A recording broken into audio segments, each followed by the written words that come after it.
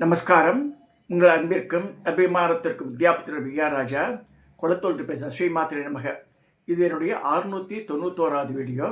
இந்த வீடியோவில் நம்ம ஆஸ் யூஷுவலாக இந்த லலிதா சஹஸ்ரநாமத்தினுடைய மீனிங் பார்க்க போகிறோம். இது வரைக்கும் 290 நாமாவளியை பார்த்தாச்சு. 291லேருந்து பார்க்க போகிறோம். இப்போ ஸோ முதல்ல இந்த ரன்னிங் மேட்ரை பார்த்துடலாம்.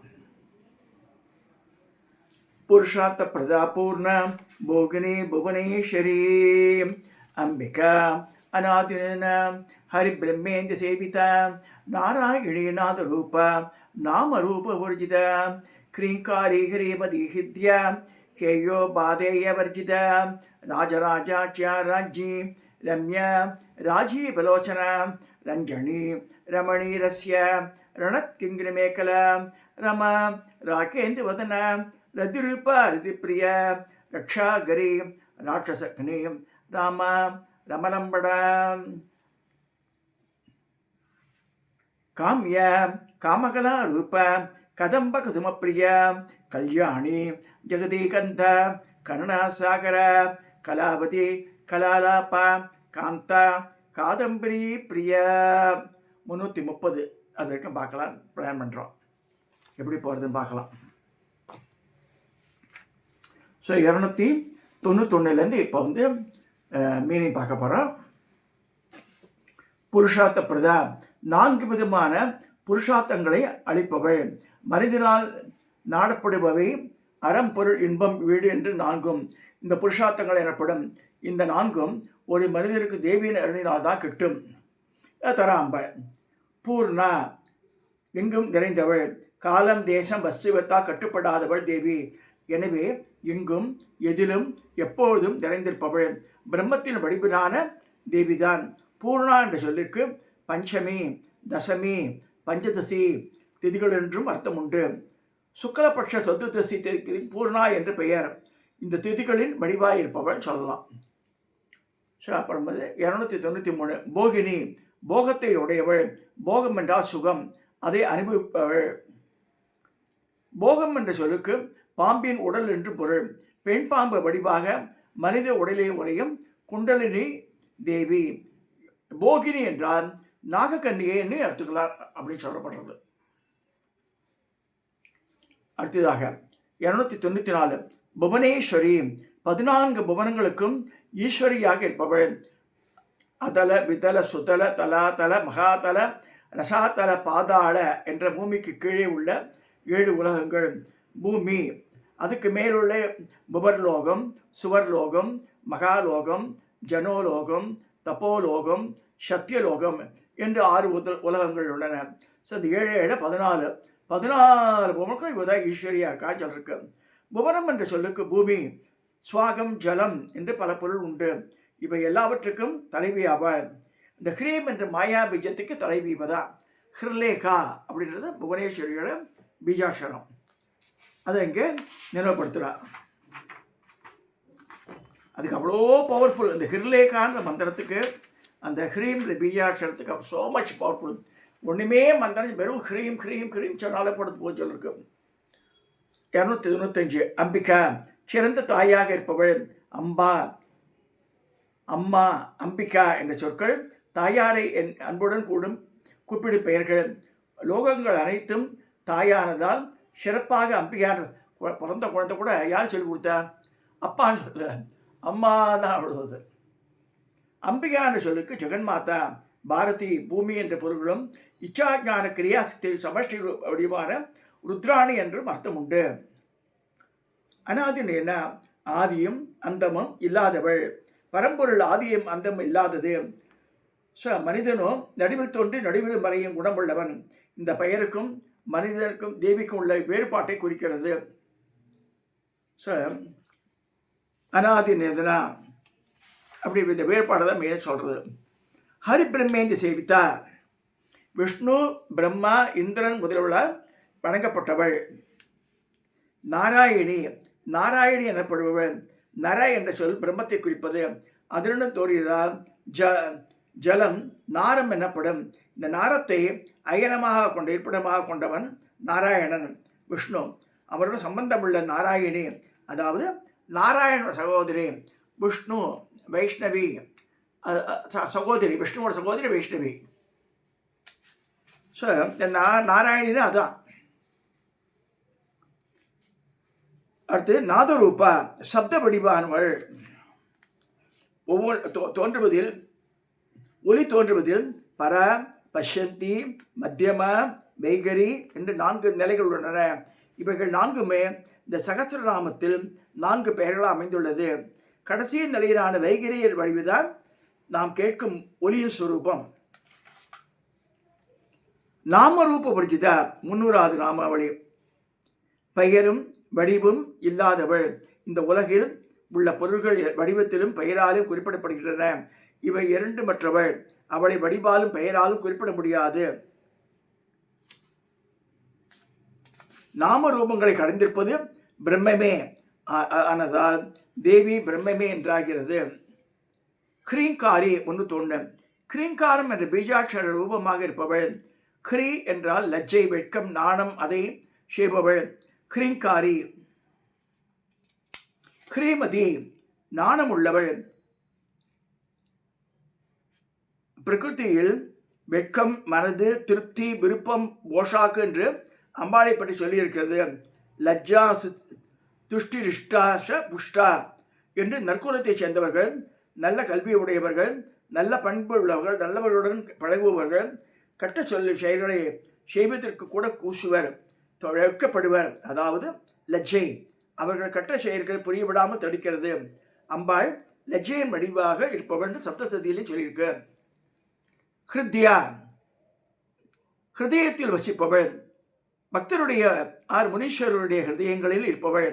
மனதுக்கு இதமானவள், ரமணீயமானவள் சொல்லலாம்.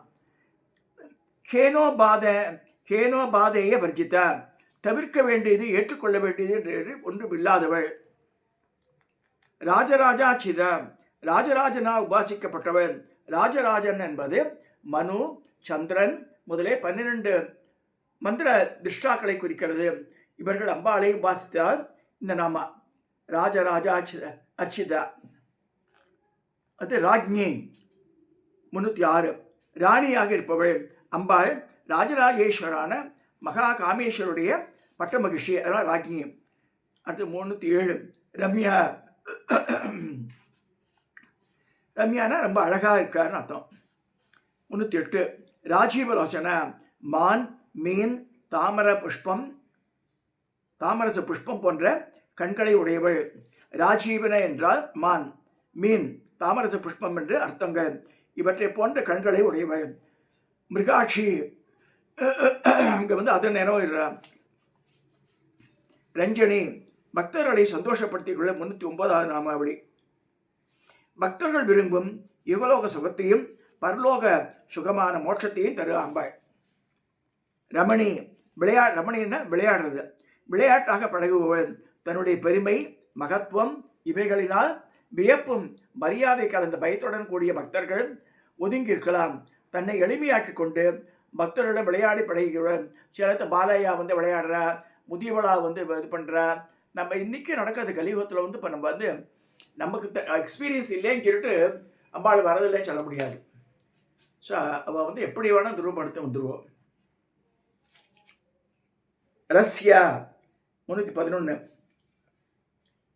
ஆத்மானந்த ரசத்தை உணர்ந்து அனுபவிக்கத்தக்கவள். மனம் பெறும் அனுபவத்தை தொடர்ந்து ஏற்படும் உணர்வு ரசம். அது இனிமையானதால் ரசம், மற்றது விரசம் என்றப்படும். ரணத் கிங்கிணி மேகலா சலங்கைகள் ஒலிக்கும் உத்தியானம் அடைந்தவள். கிங்கிணி மேகலானது இடுப்பில் கட்டக்கூடிய ஒரு இங்கே ராஜராஜ கோவிலோட நரசிம்மமா இருக்கும்போது அந்த காலத்தில் வெள்ளியிலே பண்ணார். இந்த இடுப்பில் அடையக்கூடிய ஒரு ஆபரணம். ரமா லக்ஷ்மி ரூபமாக உள்ளவள். ராகேந்து வதனா பூர்ணச்சந்திரன் போன்ற முகத்தை உடையவள். சமுத்திரம், யானை, சந்திரன் இவைகள் பார்க்க ஆனந்தமாக இருக்கும். பேர் ஒரு யானையை பார்த்தாலே இன்னும் பிரம்மாண்டமாக இருக்கும். நம்ம பக்கத்திலே பார்த்து நம்ம பரவசமாக இருக்கும் மனசு. ஸோ அந்த மாதிரி ராகேந்து வதனான அம்பாளை பார்த்துட்டே இருக்கணும். அப்படியே அந்த மூஞ்சி பார்த்துட்டே வேறு ஒன்றுமே வேண்டாம் கூட தோணும். ஸோ அந்த மாதிரி ஏற்படுத்துகிறா அந்த நிலையை. ரதிரூபா, ரதியின் மன்மதனின் பத்தினி வடிவமாக உள்ளவள். ரதி என்பது ஒரு பொருளில் ஏற்படும் அளவு மிக்க ஆசையால் உண்டாகும் ஈடுபாடு. அந்த பொருள் அடையும் வரை நிம்மதி கிடைக்காது. மன்மதனின் மனைவி ரதி.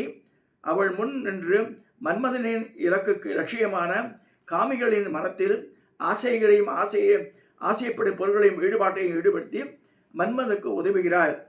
அதனால ரதிரூபாக இருக்கா அம்பாள். ரதி பிரியா, ரதியிடம் பிரியம் உள்ளவள். அதனால்தான் இறந்து போன மன்மதனை எழுப்பித்தர அம்பாள். ரக்ஷாகரி, காப்பாற்றுகிறாள். ரட்சிப்பது காப்பது என்ற தொழில்களை செய்பவள். ராட்சசக்னி, ராட்சசர்களை அழிப்பவள். ரமா, ராமா 319, ஸ்திரீகளின் வடிவால் உள்ளவள். ஆண்பால் சொற்கள் எல்லாம் சங்கரர், பெண்பால் சொற்கள் எல்லாம் அம்பாள் என்று நம்ம லிங்க புராணத்திலும் ஹரி மகாலட்சுமி என்று விஷ்ணு புராணத்திலும் சொல்லப்படுகிறது.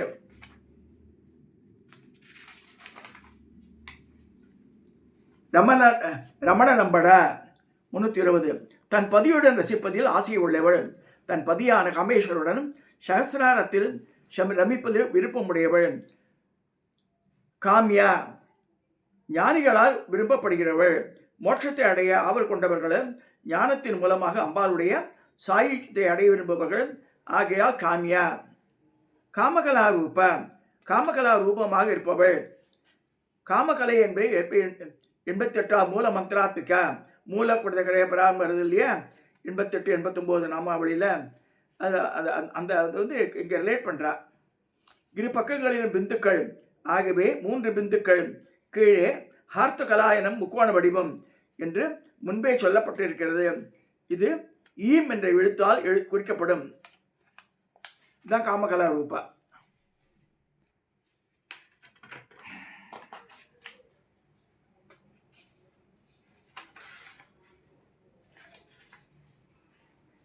கதம்ப குசும பிரியா 323, கதம்ப பூவில் பிரியம் உள்ளவன்.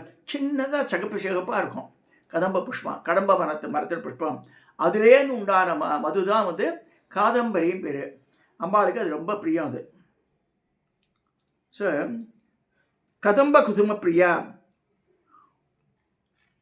மதுரையில் அவருடைய மீனாட்சியாக குறிப்பிடப்படுகிறது. கதம்ப வனவாசினின்னு வருது இல்லையா. இங்கேயே காமாட்சி அம்மன் கோவில் காஞ்சிபுரத்துலேருந்து இது உத்தரமேரூர் போகிற வழியில் கடம்பவனம் ஒரு ஊரே இருக்குது. அங்கே கடம்பவனேஸ்வரர் இருக்குது, அம்பாள் இருக்கா. சுற்றி கடம்ப மரங்கள் இருக்கும், பார்க்கலாம். கல்யாணி, மங்கள வடிவானவள். எல்லா மங்களுமே உருவானவள் அம்பாள். மங்களகரமான பேச்சு கல்யாணப்படும். கல்யாம் அனாதி என்ற மங்கள சொற்களையே பேசுபவள் கல்யாணி. லலிதா திருசதியில் 2வது நாமாவளி கல்யாணி. இதற்கு ஆச்சாரியார்கள் பின்வருமாறு பாஷ்யம் செய்திருக்கிறார். கல்யாணங்கள் என்பவரும் சுகங்களாகும். அதனால் பரம கல்யாணி கூட சிவசைலத்தில் அம்பாள் பேர் பரம கல்யாணி, பரம மங்களத்தையும் கொடுக்கக்கூடியவள் சொல்லப்பட்டிருக்கு. ஜெகதிய கந்தா, ஜெகத்திற்கு மூலகரணமாக இருப்பவள். கந்தா என்றது நிரப்புவது. தாவரங்களின் வேர் மேகம் என்று பொருள். தாவரத்தின் வேர் தாவரத்தை தாங்குகிறது, அதற்கு வேண்டிய ஊட்டத்தை அளிக்கிறது. மாதிரி ஜெகத்தை தாங்குகிறாள் அம்பாள். அடுத்து 326, கருணா ரசசாகர, கருணை கடலாக இருக்கா அம்பாள். கருணை என்ற ஜலத்தோடு கூடிய சமுத்திரம் போல் அம்பாள் இருப்பதால் இந்த நாமம் சொல்லப்படுறது.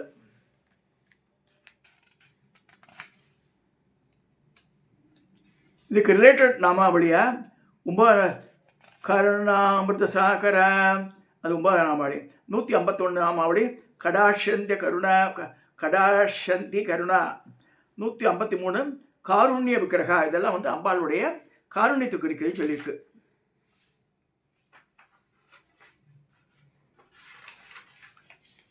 அப்போ 327 கலாவதி, கலைகளுடன் கூடியவள்.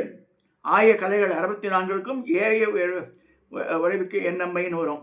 ஸோ 64 கலைகளுக்கு இவ தான் அத்தாரிட்டி. கலாலாப்பா, கலைகள் வடிவான பேச்சை உடையவள்.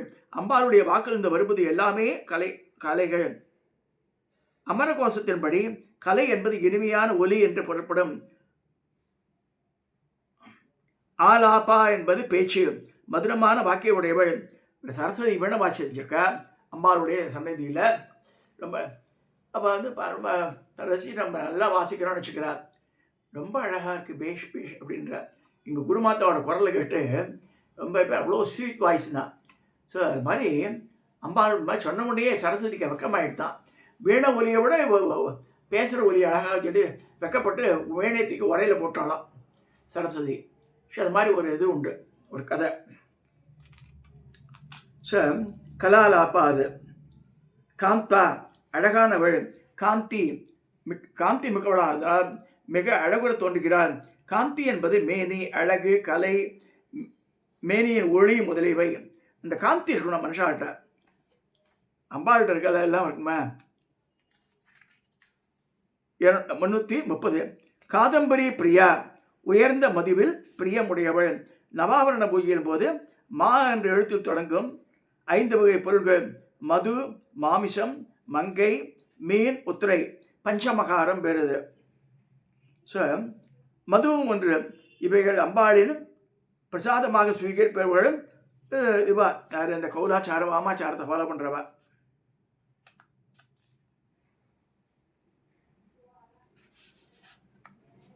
இவைகளை ஸ்வீகரிப்பதற்கு தடை விதிக்கப்படாதவர்களே. உதாரணம் க்ஷத்திரியர்கள் இவைகளை உபயோகப்படுத்தலாம். கண்டிப்பாக பிராமணர்கள் இவர்களை உபயோகப்படுத்தக்கூடாது. இவர்களை பிரதிநிதிகளை உபயோகிக்க வேண்டும். அப்போ மதுன்னு தேன் எடுத்துக்கணும், மது எடுத்துக்கூடாது. க்ஷத்திரிகள் யூஸ் பண்ணாத. அதான் அந்த தத்துவங்களை புரிஞ்சு செய்யணும் இந்த இதுவுமே. ஸோ இது இன்னைக்கு வரைக்கும் 330 நாமாவளி பார்த்துருக்கோம். இதோட இதை நிறைவு செய்கிறேன். லலிதா சஹஸ்ரநாமத்தினுடைய நாமாவளி நான் இந்த புக்கு தான் எடுத்துட்டுருக்கேன். இதெல்லாம் உரையை படிக்கிறேன் நான்.